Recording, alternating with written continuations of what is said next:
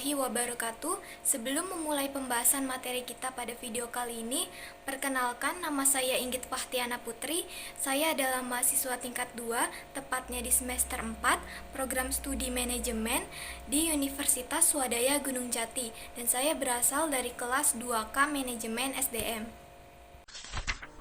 Video ini ditujukan kepada mahasiswa ataupun pelajar yang sedang membahas atau ingin mempelajari tentang budaya manajemen pengetahuan organisasi, dan juga tujuan dibuatnya video ini adalah menambah wawasan dan pengetahuan, meningkatkan pemahaman tentang budaya manajemen pengetahuan organisasi, dan sebagai media pembelajaran yang inovatif. Baik, kita mulai saja pembahasan materi kita pada video kali ini, yaitu tentang budaya manajemen pengetahuan organisasi. Setiap organisasi pasti memiliki budaya yang menjadi ciri khas organisasi mereka masing-masing. Sebelum memahami apa yang dimaksud dengan budaya manajemen pengetahuan organisasi yang akan dibahas dalam video kali ini, kita perlu memahami pengertian dari budaya, manajemen, dan pengetahuan itu sendiri.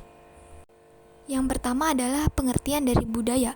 Budaya adalah pola semua suasana, material, atau semua perilaku yang sudah diadopsi masyarakat sebagai cara tradisional sebagai pemecahan masalah anggotanya, menurut Mulyono pada tahun 2003. Sedangkan pengertian dari manajemen adalah suatu proses di mana berkaitan dengan pengorganisasian, pengaturan, pengelolaan SDM sampai dengan pengendalian agar bisa mencapai tujuan dari suatu aktivitas atau kegiatan yang dilakukan. Dan pengertian dari pengetahuan adalah keseluruhan pemahaman dan keterampilan untuk memecahkan masalah dengan kapasitas atau segala sesuatu yang diketahui secara sadar dalam membentuk tindakan yang efektif, efisien, serta rasional. Dari ketiga konsep tersebut digabungkan dan jadilah budaya manajemen pengetahuan organisasi. Kemudian seorang psikolog sosial asal Belanda yaitu Geert Hofstede beranggapan bahwa yang pertama, budaya adalah kolektif mental program. Jadi budaya dapat diprogramkan atau dimanajemeni berdasarkan pengetahuan. Dan yang kedua, nilai bisa berubah dan budaya bisa berubah atau diubah sebagai proses budaya. Manajemen pengetahuan meliputi fungsi dan kegiatan proses budaya.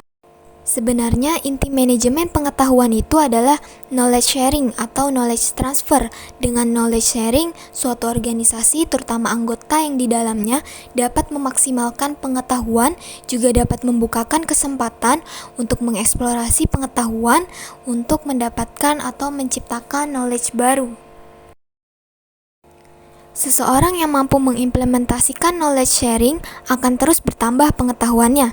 Maka dari itu, budaya knowledge sharing merupakan budaya yang harus ditingkatkan dalam perusahaan yang ingin menerapkan manajemen pengetahuan yang baik.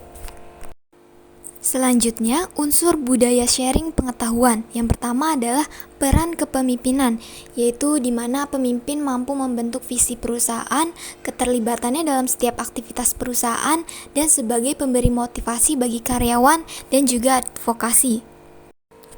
Selanjutnya, yang kedua adalah budaya perusahaan yang memberi iklim kepercayaan dan keterbukaan, sehingga para anggota akan lebih merasa nyaman untuk terbuka satu sama lain dalam bekerja tim.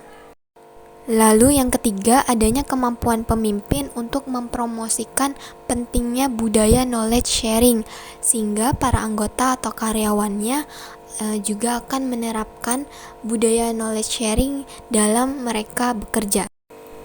Kemudian yang keempat, perusahaan menghargai knowledge, pembelajaran, dan inovasi.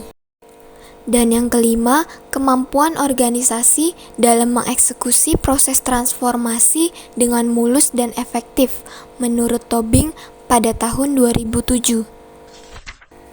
Kemudian selanjutnya terdapat 7S McKinsey, yaitu suatu manajemen tool yang sangat bermanfaat untuk menganalisis keselarasan antara elemen-elemen yang ada di dalam organisasi. 7S McKinsey ini merupakan kunci keberhasilan suatu organisasi. Di dalam 7S McKinsey terbagi menjadi dua elemen, yaitu elemen hard skill dan elemen soft skill.